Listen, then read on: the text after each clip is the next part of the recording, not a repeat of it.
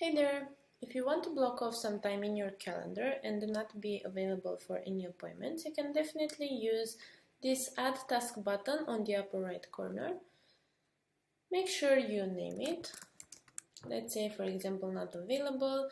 Then make sure you select the specific, let's say, day. Let's say, for example, tomorrow I am going to have like maybe a personal appointment and I want to block off, let's say, 1 hour in the calendar.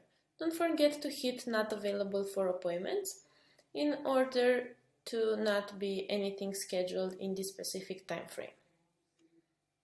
For example, if you have a recurrence of this kind of events, let's say, I don't know, lunch breaks, you can definitely do that from your clinic profile or directly from your personal profile, where you can set up an interval when it will be blocked off.